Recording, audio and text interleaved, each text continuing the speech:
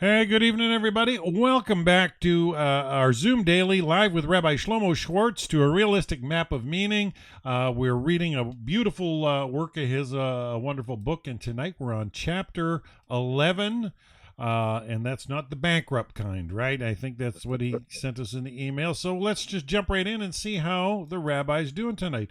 Okay. Shalom, Rabbi. You're live on the air. We're going to turn the class over to you. We're joined by Ronald, and keep an eye out for Robbie may join Yeah. us. Yes, he said he wanted to come. So thank you, Dan, and hi, and welcome back to Ronald. And we're going to share the screen here and go to, if I got it right, am I showing it? Uh, Text Life, is it showing? No.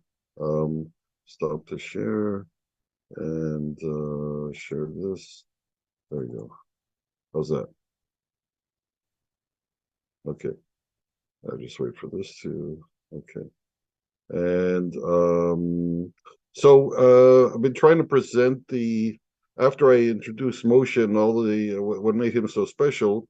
And so the legacy, this legacy of Moshe, what's left from him is the Torah text. It's really something special. And it's so special it's hard to describe. It's got so many parts around it. I think last time we were talking about some of the codes that got embedded into it. It's really a very unusual book, but it's packed with information, but not easy to get at sometimes. So I'll just keep going at it. I have described the Torah as the written record of Moshe's clarity about God, about reality. All reality is coded into text in one way or another.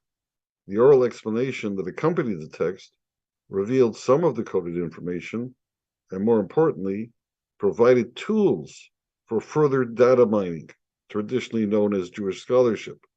Today we got a new word, data mining.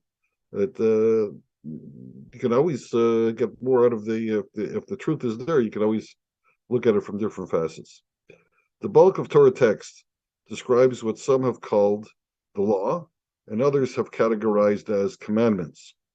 Either term conveys an unwelcome authoritarian viewpoint. Rabbi Noah Weinberg, the founder of Aish.com and someone I was lucky enough to have as one of my mentors, reframed these translations into a user-friendly viewpoint and called them instructions for life. Rabbi Noah used the example of a father rewarding an offspring's graduation with a new car. A conscientious father would make sure his son or daughter was a responsible driver who also knew how to maintain the car's various safety features, such as the brakes, the windshield wipers, the crash sensors, and so on. He would ensure they knew about the driver's manual and how often to consult it. If the gift was more extravagant, say an airplane, the manual and training would be significantly more extensive. Well, our Father in heaven has given us the most extravagant gift possible, a gift of life. Of course, it comes with an extensive manual of instructions on how to best use that gift. That manual is the Torah. Life being very complicated, there are many Torah instructions. Each instruction is called a mitzvah, and there are 613 mitzvahs in total. If that sounds like a lot, remember, life is complicated. Just to drive a car and pay your taxes, you probably have to know more than 613 instructions. Still, not to worry, most mitzvahs don't apply to most people. Theoretical life instructions. Some Torah mitzvahs may never have applied to anybody because their context was so unlikely to occur. They have always been considered theoretical models. One is the case of the wayward son, and another is the case of the wayward city. I just lost my place. Both were deemed capital crimes, but were actually impossible to prosecute due to embedded technicalities. They were only presented for the moral lessons they teach as follows. The case of a wayward son teaches us that failure to confront delinquency will lead to the child self-destructing.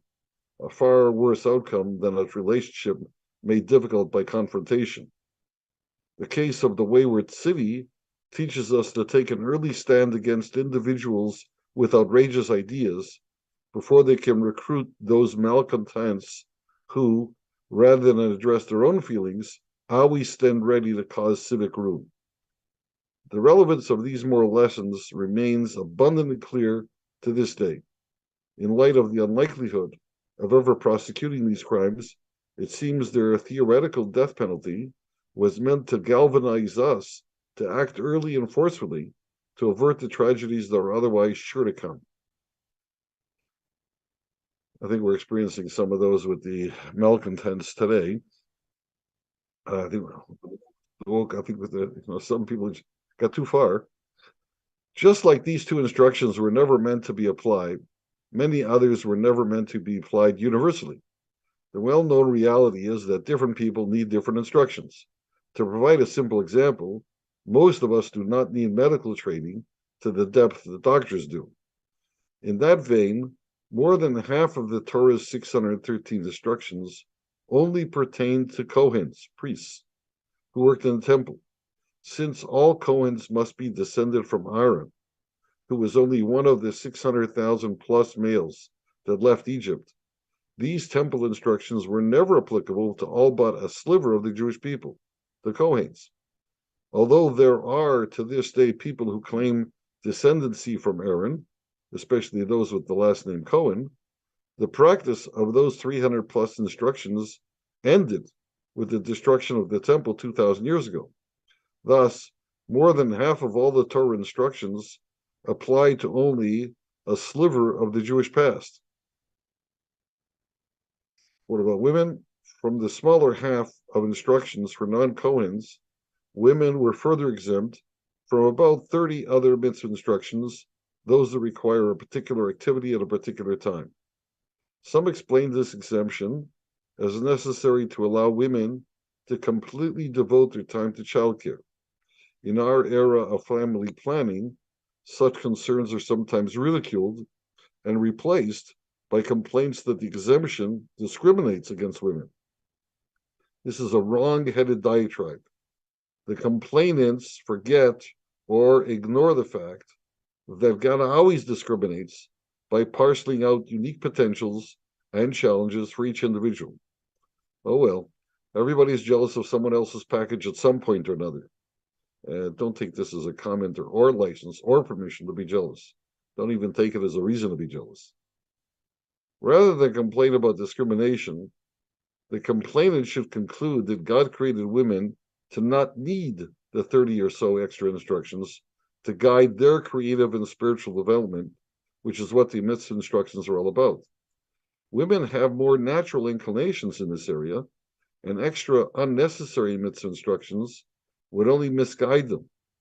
Worse, the extra instructions might stifle the superior creativity of which women are capable. I offer this notion not to patronize, but in recognition of the natural poise that women display in forming relationships, which is God's most favorite creative activity. I'm not sure I covered that entirely right, but what I'm trying to say is that to be creative, you have to come up with something entirely new, and the instructions guide you. The instructions sort of take away the newness. They guide you to push into a certain way. Women are capable of something totally unexpected, something much different. So maybe those 30 instructions would have unnecessarily hampered their efforts. Life instructions for non-Jews. God gave instructions to Adam, Noah, and other leaders of early times, but as mentioned earlier, no one seems to have an ancient record of these instructions. We only know of them from Moshe's testimony in his Torah. Moshe instructed non-Jews because, after all, they too are subject to reality. They too are gifted with life and need a manual of instructions on how to properly use it. Perhaps for that reason, Exodus 12:38 publicly records that a great number of non-Jews accompanied the Jewish people out of Egypt. It's not clear what happened to them. Perhaps they converted, became part of the Jewish people. Perhaps they drifted away. Or perhaps they retained a non-Jewish identity within the Jewish nation. Exemplars of this last possibility are the many non-Jews who were bona fide citizens of the modern state of Israel. Some have reached a very high position in every possible field, such as government, judiciary, military, and the like. They are rarely mentioned in today's mass media reports, so it's not surprising that we have no record of similar figures from the past. What we do know about these Exodus non-Jews is that Moshe accepted their presence and their issues. More people, the more issues, always, because all peoples needed the clarity of his instructions and would need them in every age. The nations at that time knew of Moshe's miracles. How could they not, considering he spearheaded the downfall of the superpower of the time? They could have joined the transformation, but chose not to, sticking instead to the culture with which they were familiar. As always, God allowed them free choice. On the other hand, allowing the entire world to persist in the evil practices that emerge from ignorance of reality would thwart God's purpose in creation. Such worldwide ignorance might even engulf. I'll let somebody in here. Somebody was just there. Here you go. Hi, Rabbi. We're in the middle. This paragraph, on the other hand, allowing the entire world to persist in evil practices that emerge from ignorance of reality would thwart God's purpose in creation. Such worldwide ignorance might even engulf the Jews and rob them of the clarity they had attained. Such is the common fate of minorities. God's remedy was to let Christianity and Islam at least pierce the ignorance. Inspired without text. That God inspired the onset of Christianity and Islam cannot be doubted. Otherwise, they never would have been so successful. God manifested or spoke or inspired so that non-Jews would have their own vision, albeit not as clear as Moshe's, to which they would subscribe because it was their own. Now, at least, they would acknowledge the reality of one creator, which could eventually lead them to all the other truths that follow, especially through contact with the Jewish people. I'm not suggesting that God purposely misled the architects of Christianity and Islam into something less than the truth. On the contrary, I think the truth so fervently impassioned them that they felt compelled to proselytize it to others. I do suspect, though, that to bring more and more followers into the fold, they diluted the message to make it more palatable. My suspicion about a temptation to dilute comes from personal experience. When I first went out into the world to teach Judaism, it was to a far-off community that was not very religious. When I respectfully took my leave from my mentor, Rabbi Yaakov Weinberg, of blessed memory, he warned me to make sure I was teaching the proper details. I nodded in agreement to suppress my surprise at what he's implying. Rabbi Weinberg was the one who granted me the title rabbi. He must have believed I knew my stuff. Was he now backtracking on that? It didn't take long for me to find out what he meant. As I began teaching Jewish life to people who were reluctant to actually practice it, I found myself looking for ways to water down the requirements so as to make them more palatable. I wanted to make the sale, and easier requirements seemed more salable. It was only the memory of my mentor's admonition that pushed me to find more resonance for the religious truths than to water them down for easier swallowing. My renewed determination to teach the proper details led to a memorable story. As the principal of a private religious school, I had been discussing school business with a prominent member of the board who himself did not practice religion, but whose children did. On the board, this member was one of the strongest defenders of our education strategy. He was proud that his children became religious through our school because their behavior had become more refined and their studies more serious. Knowing about this pride of his, I figured it was just his die-hard old habits that kept him from attending weekend prayers with his kids who did attend. Imagine my shock when this board member offhandedly mentioned that he didn't believe in God. I was shocked. How could he be proud of his children for believing in something he thought was a myth? My first inclination was to pretend he never said that and just continue discussing school business. Bake the sale. But remembering Rabbi Weinberg's warning not to dilute the issues, I confronted him instead. Sam, I said, do you believe in being honest? Of course, he replied. How about helping others? I continued. Sure, as a lawyer, I regularly do some pro bono work, he assured me. Are you optimistic about the future? I probed. Yes, I guess I am, he surmised. Well, I continued, you must believe in God, because otherwise you have no reason to act the way you do. There's no reason to suffer for being honest when lying will help you better. No reason to be charitable to someone who'll never be able to help you back. And especially no reason to be hopeful in a dog eat dog world. You just don't like to call it God because it's not fashionable. Sam paused and then said, You're good, which totally my words had resonated with him. Maybe that's why I remember the exchange. It is certainly why I started this book with the premise that you, my reader, believe in God, whether you admit it or not, because you would probably answer my questions the same way Sam did. Why dilute a divine formula? It's not the words I believe in God that I'm trying to get my readers to express. My goal is rather to interest my readers in embracing Torah instructions as the best guide to their self-improvement and creative output.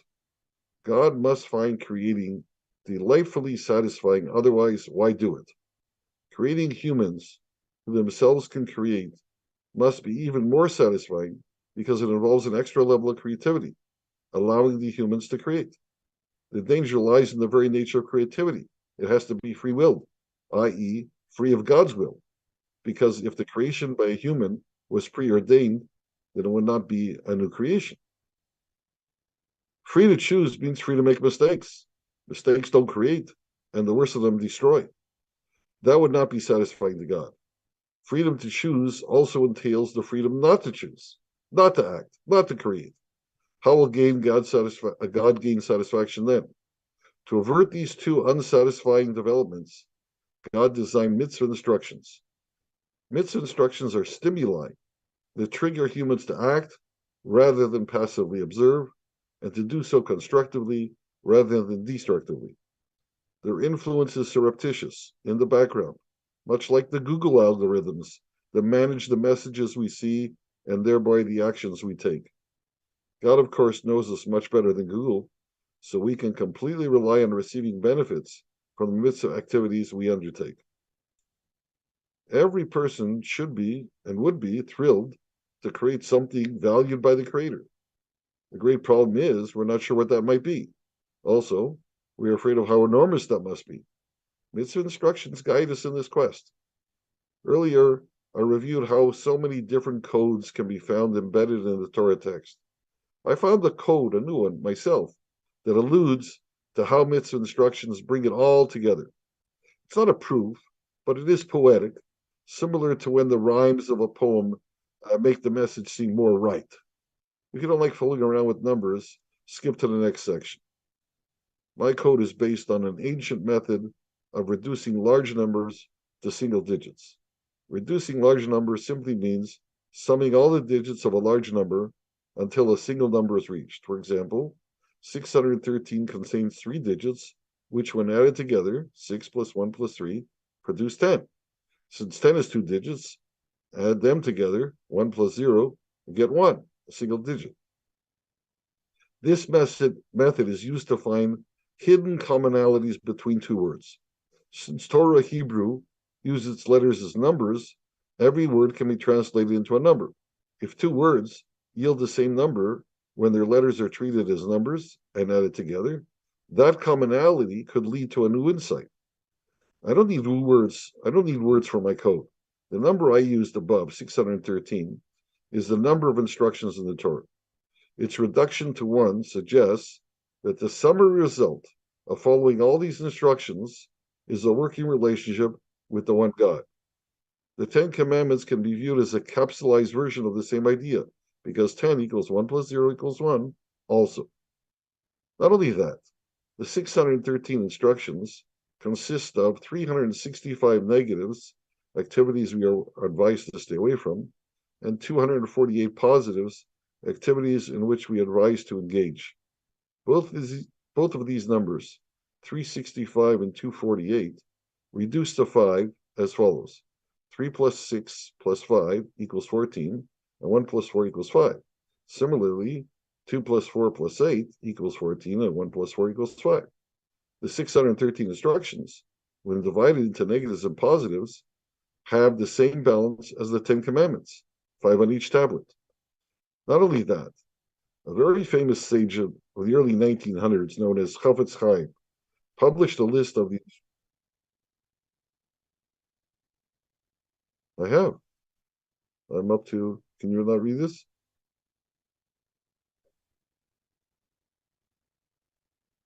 What should I tell you? It's not moving. No, it's not moving there. Yeah, it's moving on my screen. Oh, it says your screen sharing is paused. Why is that? So should I maybe stop the share and start the share again? I don't. Yeah. Yeah, I wasn't getting it at all. Oh, okay. Okay. Do you want me to go back to some? Is this better? Yeah, it's scrolling now. When did it stop? Oh, that's way back. Oh,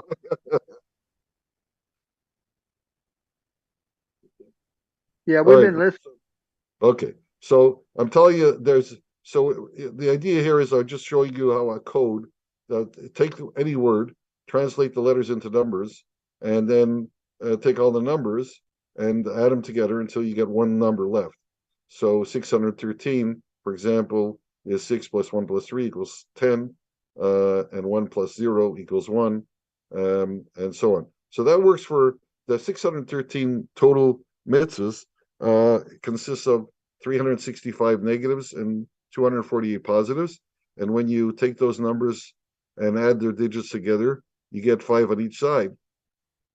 So that's the same balance that the Ten Commandments have, 5 on each tablet. Not only that, a very famous sage of the early 1900s known as Schwartz published a list of the instructions still relevant after the destruction of the temple 2,000 years ago. He listed only 194 negatives of the 365 and only 77 positives of the original 248, for a total of 271, less than half the original total of 613. He was unaware of my code, but take a look. The total of 271 reduces to 2 plus 7 plus 1 equals 10, and 1 plus 0 equals 1, the same as the original total of 613. Not only that, his list of 194 negatives reduces to 1 plus 9 plus 4 equals 14, and 1 plus 4 equals 5, the same as the original total of negatives of 365. And his list of 77 positives do the same. 7 plus 7 equals 14, and 1 plus 4 equals 5. The original balance of 5 and 5 is preserved. A cute accident, perhaps, but still useful to support my proposition that however many Torah instructions apply, they always merge into a working relationship with the one God, a worthy big picture. This is true for Jews and non-Jews alike. Indeed, for mitzvahs applicable to both Jews and non-Jews, I count 199. 1 plus 9 plus 9 equals 19, and 1 plus 9 equals 10 equals 1. It all boils down to a relationship with one, capital. That's the end of that chapter.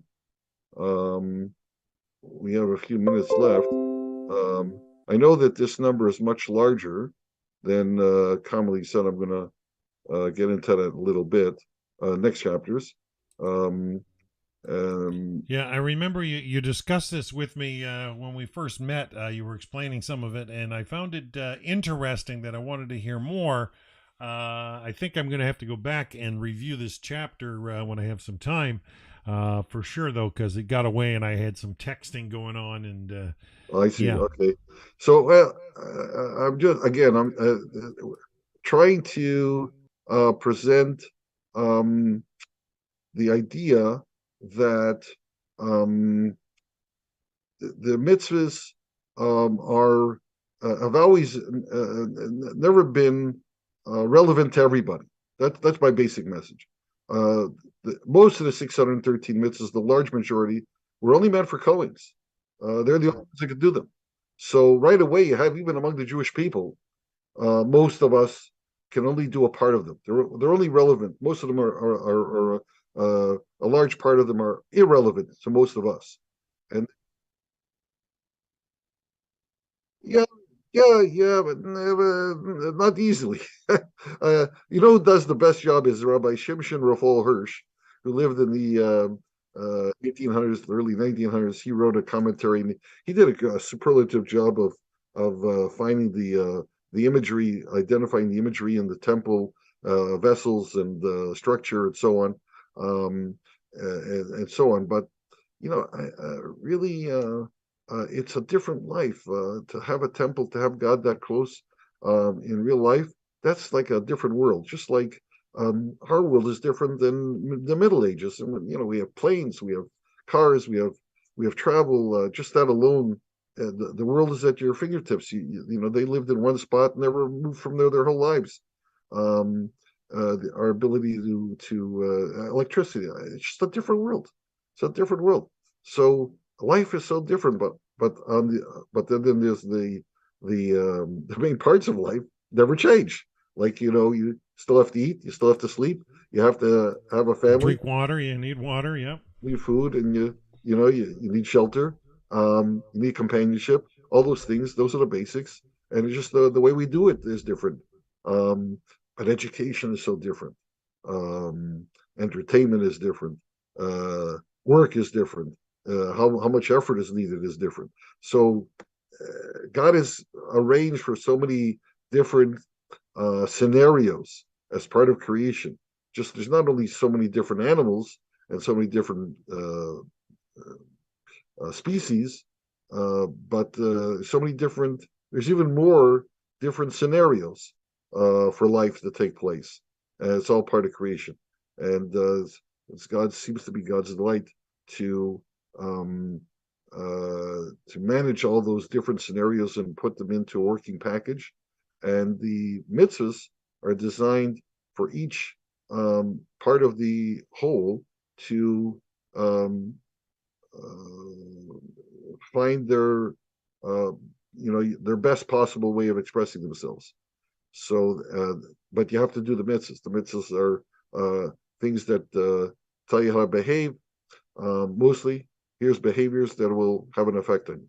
And the point I was making here is that um, there's always a different set of mitzvahs for different people. Farmers have special mitzvahs for tilling the soil and the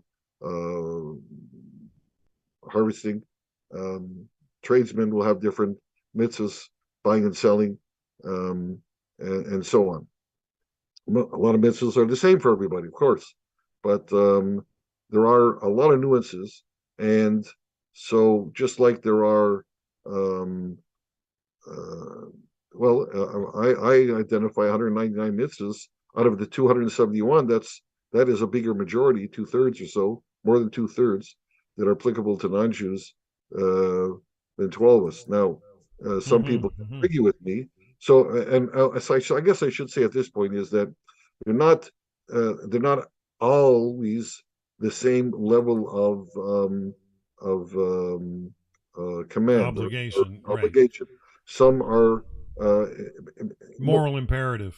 yeah, mostly there's a lot of things that we do out of preference that we don't have to do them, but we prefer to do them, and so non-Jews could take the same stance and do them out of preference. But as long as you understand why you're doing it and what you're hoping to get out of it, I think you're safe. And and that's part of what we'll be doing in the future. But we still got some work to do in setting it up. So Well, I look forward to hearing more on that for sure. I think that's relevant to all B'nai Noach. Yeah, that's where I'm yeah. going. That's what I'm looking to be relevant, to make it make sense and useful. So, got two chats here. Let me check before we go. So, Bobby, I made it, and we have the will to receive, which you'd have the will to receive in order to give. Yes, in order to um, share with others. Uh, that's always a keynote. Yeah, not from a selfish motive, that's for sure. Yeah. It's part of human nature. It's like we have to give because uh, it's the way we relate to each other. That's part of the relationship. you can take, but you have to give. You'll find that the giving turns out to be more enjoyable. Yeah, something that builds community rather than just fulfills some selfish instinct. Yeah, definitely. Right. Okay. Well, Rabbi, this is starting to get interesting. I think I'm going to eventually have to go back and reread the whole book. But from me to you, the first 3 or 4 chapters, I was starting to second guess and shake my head a little bit. But it's gotten better, and I see it's taken us somewhere. And I look forward to hearing what more you have to share. So, is that is the end of chapter 13? How many chapters are in this? Well, I think there's about 16, and then there's an epilogue, and then there's an appendices of the mitzvahs, and so we can spend a lot of time on that, Penny. And then after that, my intention was to investigate the mitzvahs in greater depth, but it won't be part of the book. Right on, right on. Okay, so the next few chapters are going to be interesting for sure. So hopefully our friend Ronald and Rabbi will still continue to join us in the Zoom meeting. And if you want the Zoom link, folks, you can email Rabbi Schwartz at his email is sbs447@gmail.com. Is that correct, Rabbi? That is it. SBS447, Sam Bob Sam at 447@gmail.com, and request to get the PDF copies that he's been sharing with us of the book, and and he'll give you the Zoom link, and you're welcome to come. So and you're welcome, Rabbi. So we're good for tonight. Okay. Yes, we are. Okay. All right. We'll be back same time tomorrow night for Zoom Daily with Rabbi Shlomo Schwartz. Please join us tomorrow night. Bye for now.